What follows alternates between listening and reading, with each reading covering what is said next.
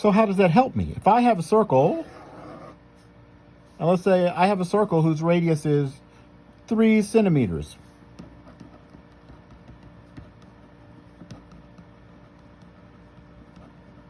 What's the perimeter? Or, remember, in a circle, we usually say circumference.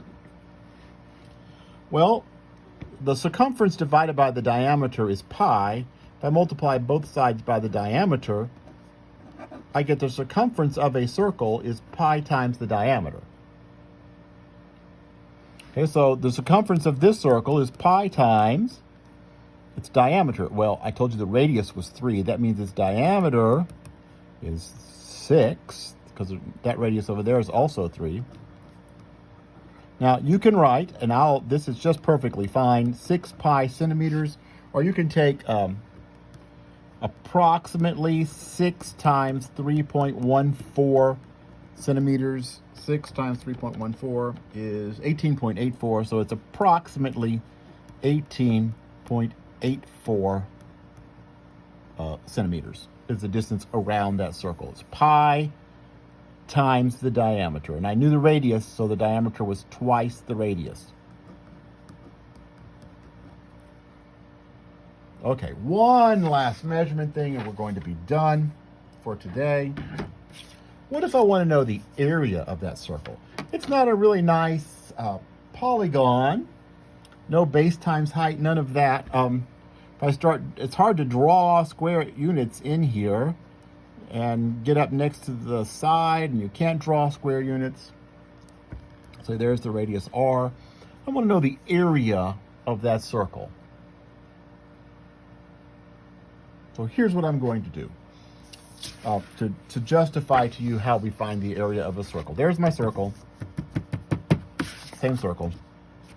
And I have divided it into, I have no idea how many pieces that is. That's about 24 pieces, I think, maybe 12 times, let's see, 1, 2, I don't know. 1, 2, 3, 4, 5, 6, 7, 8, 9, 10, 11, yeah, about 24 pieces. I divided it into 24 equal pieces. And then what I did is I cut out all of those little pieces of pie wedge in that circle, and I rearranged them, and I'm going to try to move this without disrupting it terribly. I rearranged those pie wedges to give me that. And it got disrupted a little, but if you notice, what that kind of looks like is a parallelogram. It's essentially a parallelogram.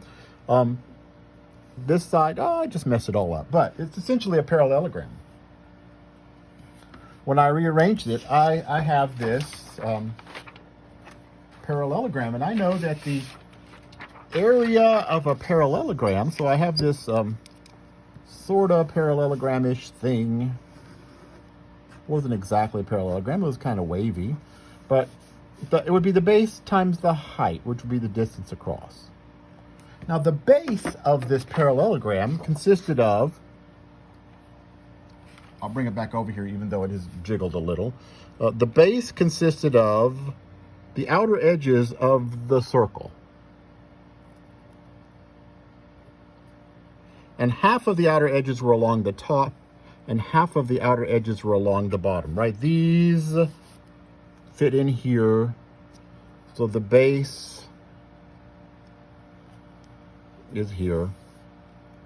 So let's see, the outer edges would add up to be the circumference. So the base of this parallelogram would be half of the circumference, which would be, well, the circumference is pi times the diameter, and half of the diameter is the radius, right? So, well, pi times d over 2. That would be half of the circumference. And d over 2, by the way, is half of the diameter is the radius. So the base is pi times r. Let's look at the height of this parallelogram. It would be this distance from here straight down to there, perpendicular across. And on the circle, that distance I just drew with my pen, that distance is the radius. So the height is the radius. And the area of a parallelogram is 1/2, oh, it's not 1/2, it's just base times the height.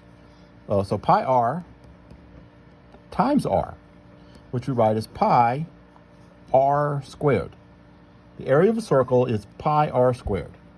So in my circle a little while ago that I have lost, there it is.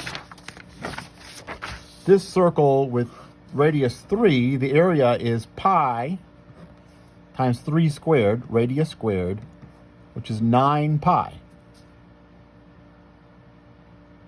Now, you're not learning perimeter formulas for polygons. And for circles, I'm going to turn this page over and write up here. Circles, you've got 2 formulas, and they are easy to confuse. The area is pi r squared, and the circumference is pi times the diameter. How do you keep them straight? How do you know that you don't say pi r squared for circumference and you say, how do you keep them straight? And here's the way I do it. This has a r squared. It's a square measurement. Right? A square measurement, pi r squared, an area has to have a square measurement. It's the one with the square in it. Circumference is just how long something is. It's not going to have a square. It's just pi times the diameter. Now, that's a lot of information. You're going to want to look at these homework problems that I'm going to assign and work them and send me questions.